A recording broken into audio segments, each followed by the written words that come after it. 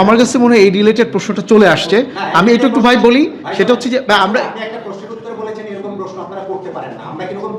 না না না না আমি বলেছি যে এই জিনিসগুলো অলরেডি পাস হয়ে গেছে।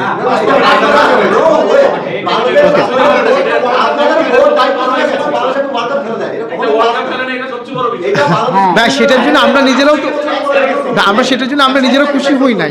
আমি একটা কথা বলি, এটার জন্য আমরা নিজেরাও খুশি হই নাই। না না না খুব ভালো। এটা কেন এটা মনে হচ্ছে পাস হয়ে গেছে সেটা আমি ঠিক ক্লিয়ার না। কি এটা বাংলাদেশ ওয়ার্ল্ড কাপ খেলে না, এটা আগামী 5 বছর পরে এই প্রশ্ন রিলেভেন্ট থাকবে। কারণ আপনারা আজকে প্রেস কনফারেন্সে বসে কন্ট্রাডিক্টরি অনেকগুলো কথা বলেছেন। কি বলেছি বলেন? আমার অনেকগুলো কথা বলেছেন, এটা তো আজকে আমার যে মূল প্রশ্নটা ছিল সেটাও আপনাদের কন্ট্রাডিক্টরি নেই। আমি প্রশ্নটাতে যেতে পারি। জি ভাই বলেন। সেটা হচ্ছে আপনাদের ক্রিকেট বোর্ডের একজন পরিচালক নাজমুল ইসলাম, তিনি তামিম ইকবাল বাংলাদেশের সাবেক ক্যাপ্টেনকে ভারতীয় দালাল হিসেবে আখ্যা দিয়েছিলেন, ফেসবুকে স্ট্যাটাস দিয়েছিলেন। আপনাদের খুব সহজ একটা জায়গা আছে ব্যক্তিগত মতামত এবং ব্যক্তিগত কারণ, কিন্তু আপনারা এই নাজমুল ইসলামের ওই স্ট্যান্ডটাকে শুধু এন্ডোর্স করেন নাই, আপনারা টু সাম এক্সটেন্ট সেটাকে আপনারা সেলিব্রেটও করেছেন। তিনি অত্যন্ত জ্ঞানী মানুষ, তিনি অনেক ভালো, এইসব কিছু নানান মিটিং টিটিং আপনারা বলেছেন। আমার যে প্রশ্ন সেটা হচ্ছে এই ঘটনাটাও তো ঘটেছে ওয়ার্ল্ড কাপ বাংলাদেশ খেলবো কি খেলবো না ওই সময়টার মধ্যে। তাহলে আপনারা তাকে যে ব্যাকটা করলেন, ইনফ্যাক্ট প্লেয়ারদের সঙ্গে যে আন্দোলন হয়েছিল তাকে সরিয়ে দেওয়ার কথাও আপনারা বলেছিলেন, কিন্তু আপনারা সরান নাই। ইনফ্যাক্ট তামিম ইকবালকে ভারতীয় দালাল যে বলেছিলেন ওই পুরো বক্তব্যে 12 মিনিটে তামিম ভারত শব্দটাই উচ্চারণ করেন নাই, কিন্তু এটাকে আপনারা এন্ডোর্স এবং সেলিব্রেট করেছেন। এখন যে ভারতের সঙ্গে আপনারা যোগাযোগটা করছেন, এটা কি সেলিব্রেট কোথায় করলাম এটা জানতে চাচ্ছি। করে কি করে না না সেলিব্রেট, আপনি তো এক একটা ইস্যুর কথা বলছেন। লেটস কাম টু যে world cup let's world cup তামিমের ইস্যুটা আমি তো আলাদা রাখি। না না না না না না দুইটা এক জিনিস না ভাই। আমি একটা লেটস বি ভেরি ক্লিয়ার। হ্যাঁ ঠিক আছে, প্রথম কথা ওয়ার্ল্ড কাপ ইস্যুতে যে হয়েছে, ওয়ার্ল্ড কাপ ইস্যুতে যেটা 24 ঘন্টার মধ্যে আমরা সবাই জানি একটা ফেসবুক স্ট্যাটাস যেটা আপনারা বলতেছেন সেটা দিয়েছে। ইট ওয়াজ অ্যাকচুয়ালি উনি তো তখন আমাদের সাথে যোগাযোগ করেনি। আমরা কি করছি প্রসিডিওর অনুযায়ী immediately we wrote to ICC and ICC took few days to reply. কিন্তু আমাদের এক একজন যা সরকারি ছিল বা অ্যাডভাইজার বলেন এই বলেন, আমরা কিন্তু স্টেটমেন্ট দিয়ে গেছি। আপনি যে নাজমুল ভাইয়ের কথা বলতেছেন, যে নাজমুল ভাই তো ডেফিনেটলি পার্সোনাল না, আমার বিপিএলের একটা অনুষ্ঠানে উনি এই কথা বলেছেন। এখন দেখেন আমি হ্যাঁ শোনেন আমি একটা বোর্ড ডিরেক্টর হিসাবে নাজমুল ভাইয়ের বিচার করার আমি কেউ না, এন্টায়ার বোর্ড করতে পারে। এখন কথাটা হচ্ছে যে ওই দিন সেলিব্রেট কেউ করেনি, কিন্তু আপনি তো সব জানেন ভিতরে অনেক ডিরেক্টরি এটার পক্ষে ছিল না। কারণ যদি আপনি আমার কথাও বলেন, আমিও কিন্তু এরকম একটা বাংলাদেশ টিমের প্লেয়ারের আগেনস্টে কথা বলার না, আমি পার্সোনালি বলছি। হ্যাঁ, তো সুতরাং এখানে আমি জাস্টিফাই করার চেষ্টা করছি না। তারপরে যখন আপনার প্লেয়ার মুভমেন্টটা হলো, হ্যাঁ এটাও তো আমি মিঠুভাই তো গেছে রাত্রে, দিয়ে ট্রাই টু সর্ট আউট করে এটা করেছে। এখন দ্য বোর্ড কি কোনো কারণে প্রেসিডেন্ট সাহেব আমাদের বোর্ড বলেন we had taken a decision to reinstate him. এটাই কিন্তু কেউ কিন্তু তাকে আপনি বলেন যদি সেলিব্রেট করেছে, সেলিব্রেট কথাটা অ্যাকচুয়ালি ঠিক না। কি রিইনস্টেট করছে যে সবাই চিন্তা করে মনে করেছেন যে আপনি মিটিংগুলির মিনিট বাংলাদেশের ক্রিকেটাররা একদিনের জন্য খেলা বন্ধ করে দিয়েছে, বাংলাদেশের সকল ক্রিকেটার তাদের অপমান হিসেবে সেটা গায়ে লেগেছে, কিন্তু আপনারা তাকে রিইনস্টেট করছেন, এটা সেলিব্রেট বলবেন না? না না, এটা সেলিব্রেট এন্ডোর্স করেছেন। হ্যাঁ এটা বলতে পারেন, এন্ডোর্স করতে পারেন, কিন্তু নট সেলিব্রেট। এখনকার যে সরকার আছে, দৃষ্টিভঙ্গির কথা বলেন, এই সরকার যদি ওই সময় থাকতো, অথবা ওই সময় যেই সরকার ছিল তারা যদি না থাকতো, বাংলাদেশ কি টি-20 বিশ্বকাপ খেলতো কি খেলতো না? বাংলাদেশ ক্রিকেট বোর্ডের দৃষ্টিভঙ্গিটা আপনি বলেছেন। আমার মনে হয় যেমন আমরা যখন প্রথম রিয়েক্ট করেছিলাম আমার ধারণা, ব্যক্তিগত ধারণা, আমরা যখন প্রথম রিয়েক্ট করেছিলাম আমার ধারণা ছিল তারপরে আমরা হয়তো ওদের সাথে আলাপ আলোচনা করব, একটা বার্গেনিং হবে, ওরা সরি বলবে, ওরা হয়তো বলবে না আমরা এই ব্যবস্থা করবো সেই ব্যবস্থা করবো, তারপর হয়তো আমরা রাজি হয়ে যেতে পারতাম যাওয়ার জন্য, ওই পথটা খোলা থাকতে পারতো। কিন্তু সেই পথে যাওয়ার কোনো সুযোগ কিন্তু আমাদের তখন ছিল না, কারণ রাষ্ট্রীয় সিদ্ধান্ত যখন হয়ে গেছে যে আমরা কোনো যাবো না, তখন আমাদের ওই প্রক্রিয়াটার মধ্যেই আর যাওয়ার কোনো সুযোগ ছিল না। ঠিক আছে, প্রিয়া স্যার, আপনারা ভারতে গিয়ে খেলা করতে ছিলেন কিনা এরকম স্টেটমেন্ট আপনারা দিয়েছিলেন কিনা? সরকার থেকে আমরা জানতে চাই। ফাহিম স্যার বোধহয় ভালো উত্তর দিতে পারবেন, কারণ উনি বেশি ইনভলভ ছিলেন এই জায়গায়। আমি একটু পরিষ্কার করে বলতে পারি যে 23 তারিখে বিপিএল এর ফাইনাল হলো, চিটাগাংয়ে আমাদের খেলার কথা ছিল বিপিএল। আমরা অনাকাঙ্ক্ষিত কিছু ঘটনার কারণে আমাদের দেরি হয়ে যাওয়াতে সিলেটে আমাদেরকে অনেক বেশি ম্যাচ খেলতে হলো, তাড়াতাড়ি ঢাকা চলে আসতে হলো। আমরা চাইলে কিন্তু আরও 2 দিন সময় নিয়ে চিটাগাং গিয়ে কিন্তু খেলা শেষ করতে পারতাম, কিন্তু যে কারণে সেটা আমরা করিনি সেটা হচ্ছে যে আমাদেরকে বিশ্বকাপে খেলতে যেতে হবে, এবং হয়তো আমরা 28 তারিখে চলে যেতাম ভারতে খেলার জন্য। সো আমরা কমপ্লিটলি প্রিপেয়ার ছিলাম কিন্তু বিশ্বকাপে খেলতে যাওয়ার জন্য। বলো ভাই। কমপ্লিটলি আমরা প্রস্তুত ছিলাম বিশ্বকাপে খেলতে যাওয়ার জন্য, বাট সরকারের যে দৃষ্টিভঙ্গি ছিল তখন সেখানে আমাদের দ্বিমত করার কোনো সুযোগ ছিল না।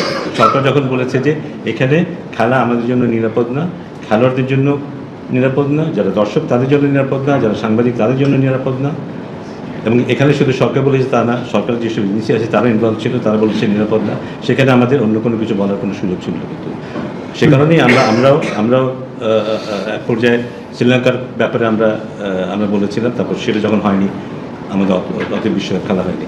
তো ওখানে আমাদের মতামতটা খুব গুরুত্বপূর্ণ ছিল না, একটা পর্যায়ে গিয়ে আমাদের মতামতটা কিন্তু খুব গুরুত্বপূর্ণ ছিল না। এখন যেমন আমরা বুঝি যে এই সরকার চায় যে আমরা ভারতের সাথে হোক, অন্য যে কোনো দেশের সাথে হোক, আমাদের একটা ভালো সম্পর্ক থাকবে, এবং এটা একটা খুব ম্যাটার করে, কিন্তু সরকার কী চায়, কী দৃষ্টিভঙ্গি তাদের, এটা খুব ম্যাটার করে। সো আমরা সরকার যেভাবে চাইবে সেভাবেই আমরা সেটাকে অনুসরণ করবো, সেটা তো অবশ্যই আমাদের কিছু দৃষ্টিভঙ্গি থাকবে, পাশাপাশি আমাদের দেশীয় দৃষ্টিভঙ্গিটা কী সেটা গুরুত্বপূর্ণ, কারণ তার বাইরে আমাদের যাবার অ্যাবসলিউটলি কোনো সুযোগ নেই। মানে আপনি যে কথাটা বলছেন আপনি সত্যি কথা বলেছেন। এই যে ক্রিকেটাররা যারা প্রিপারেশন নিল, যারা আগের 4টা সিরিজের 3টায় জিতলো, যারা খেলবে আলটিমেটলি, তাদের জন্যই তো আমরা ক্লাব করবো না, তাদের সাথে এই ডিসকাশনটা হলো না। ক্যাপ্টেনকে প্রশ্ন করা হলে তিনিও বলেছেন নো কমেন্ট, সালাউদ্দিন ভাই বলেছেন সম্পূর্ণ মিথ্যাচার করা হয়েছে।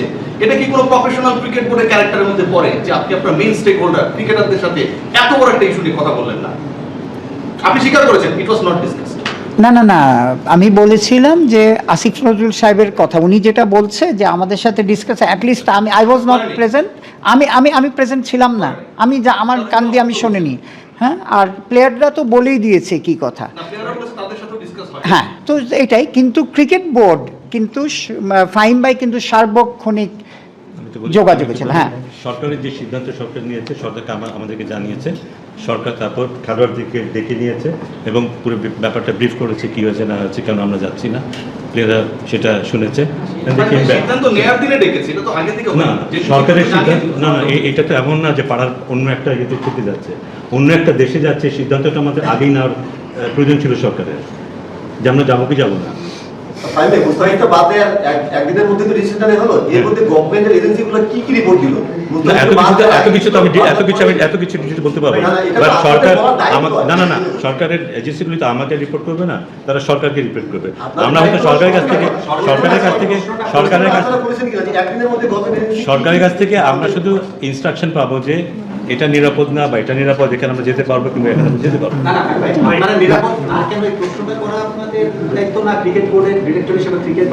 আমরা তো জিজ্ঞেস করেছি, অবশ্যই তারা তো বলেইছে যে ওখানে গেলে আমাদের খেলোয়াড়দের নিরাপত্তা, সাংবাদিক দর্শক যারা যাবে তাদের জন্য নিরাপত্তা সমস্যা। ডিফারেন্স এর আগে একদিনের মধ্যে মুস্তাফিজের মধ্যে চেঞ্জটা কি থাকা এবং না থাকার মধ্যে চেঞ্জটা, এটা তো আপনারা রিপোর্টটা বলছেন নিরাপদ না, কিন্তু আসলে চেঞ্জটা কি হয়েছে, কোথায় অনিরাপদ, এটা জানতে চেয়েছেন কিনা, এই প্রশ্নটা এই কারণে আসছে। তাহলে বাংলাদেশ ক্রিকেট বোর্ড যে কতটা আন্তরিক ছিল ওয়ার্ল্ড কাপ খেলার ব্যাপারে সেটা বুঝতে পারলাম।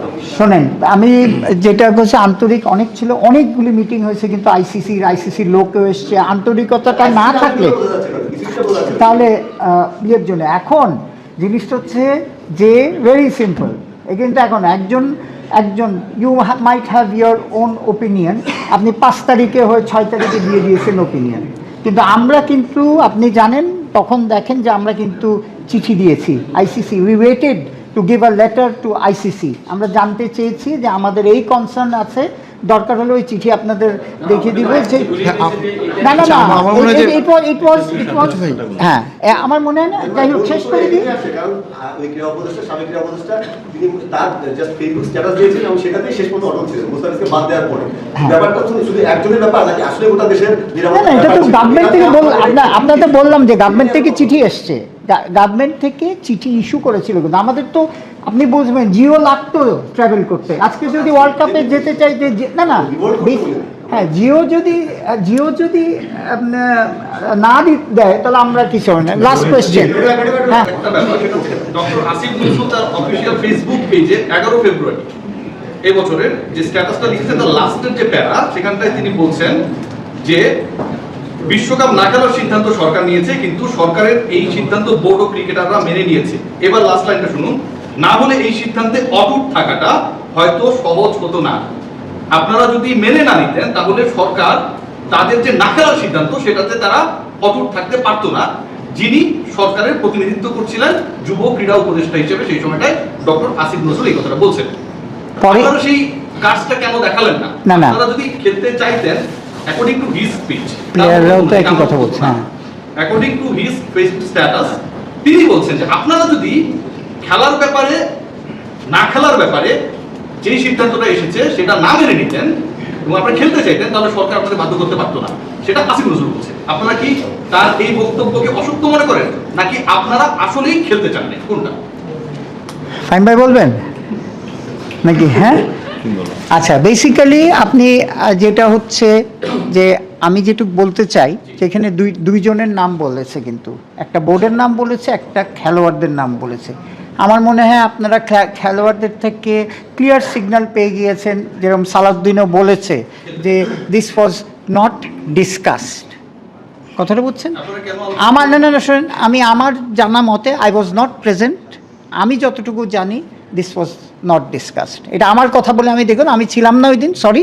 কিন্তু এই ব্যাপারে ওই দিন যারা ফাইম ভাই ছিল, ফাইম ভাই বলতে পারবে যে ফাইম ভাই যে ডিসকাস ছিল নাকি।